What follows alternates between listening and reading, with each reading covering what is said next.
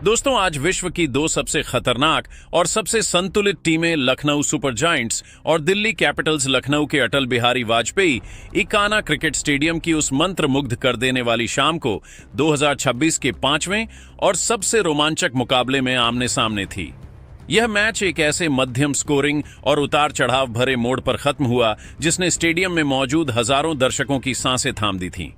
Toss जीतकर Delhi Capitals के नए कप्तान अक्षर पटेल ने इकाना की धीमी और पेचीदा पिच को भांपते हुए पहले बल्लेबाजी करने का साहसी और रणनीतिक निर्णय लिया, जिसके बाद दिल्ली की टीम पहले बल्लेबाजी करने उतरी। दिल्ली की ओर से केएल राहुल और पृथ्वी शश की आक्रामक जोड़ी मैदान पर उतरी और पहले ही ओवर में गेंदबाजी करने आए मोहम्मद शमी के खिलाफ पृथ्वी शश ने अपना रौद्र रूप दिखाया, जहां उन्होंने दूसरी और तीसरी गेंद पर लगातार 2 कड़क और क्लासिक चौके जड़े और फिर 5वीं गेंद पर शमी की रफ्तार का फायदा उठाते हुए एक हवाई शॉट खेलकर शानदार बटोरा, जिससे दिल्ली ने पहले ही ओवर में 18 रन बनाकर विस्फोटक और विध्वंसक शुरुआत की। लखनऊ के भारत रत्न श्री अटल बिहारी वाजपेयी इकाना क्रिकेट स्टेडियम की वह ऐतिहासिक और पेचीदा पिच, जो अपनी धीमी प्रकृति और स्पिन गेंदबाजों की मददगार होने के लिए विश्व प्रसिद्ध है, आज दिल्ली कैपिटल्स के बल्लेबाजों के लिए एक बड़ी अग्नि परीक्षा साबित हो रही थी। शुरुआत में ऐसा लगा कि दिल्ली के बल्लेबाज इस पिच के मिजाज को पढ़ चुके हैं, क्योंकि पावर प्ले के दौरान उन्होंने मैदान के चारों कोनों में चौकों की मूसलाधार बारिश कर दी थी। लेकिन दोस्तों, लखनऊ के गेंदबाजों ने बहुत जल्द ही अपनी रणनीति बदली और मैच में एक ऐसी घातक वापसी की जिसने दिल्ली के खेमे में सन्नाटा पसार दिया। केएल राहुल आज अपनी पुरानी टीम लखनऊ सुपर जायंट्स के खिलाफ एक बड़ी और यादगार पारी खेलने के इरादे से मैदान पर उतरे थे। उन्होंने पिच की धीमी गति को देखते हुए बहुत ही संभल कर और सूझबूझ भरी बल्लेबाजी की और 35 रनों की एक बेहद ठोस और संतुलित पारी खेली। राहुल अपनी लय में नजर आ रहे थे और ऐसा लग रहा था कि वे आज अंत तक टिके रहेंगे।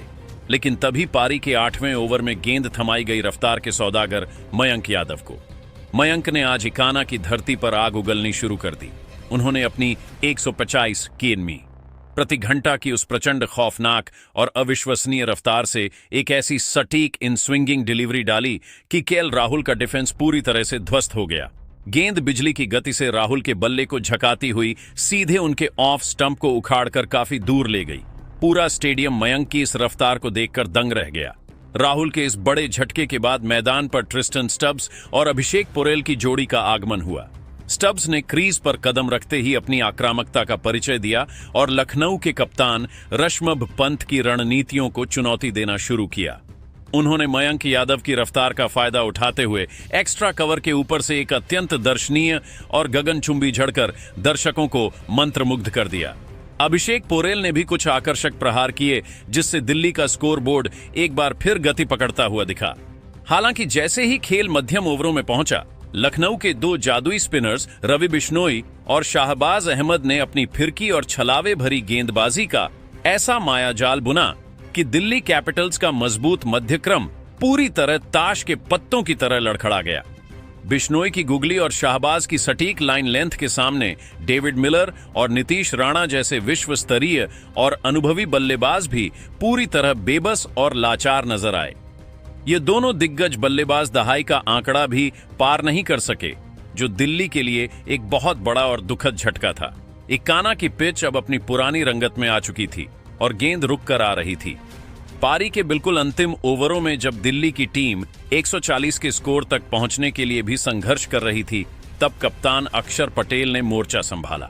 अक्षर ने अपनी क्लास दिखाई और 22 रनों की एक अत्यंत उपयोगी और जुझारू पारी खेली, जिसकी बदौलत दिल्ली कैपिटल्स निर्धारित 20 ओवरों में 168 के एक बेहद चुनौतीपूर्ण और सम्मानजनक मध्यम स्कोर तक पहुंचने में सफल रही। लखनऊ के लिए आज के असली हीरो मयंक यादव और एनरच नॉर्थजे रहे, जिन्होंने अपनी रफ्तार के कहर से 2-2 सबसे महत्वपूर्ण विकेट झटके और दिल्ली को एक विशाल स्कोर तक पहुंचने से रोक दिया। लखनऊ के इकाना स्टेडियम की वह दूधिया रोशनी अब एक ऐतिहासिक महासंग्राम की गवाह बनने जा रही थी। 129 रनों के इस पेचीदा और चुनौतीपूर्ण लक्ष्य का पीछा करने के लिए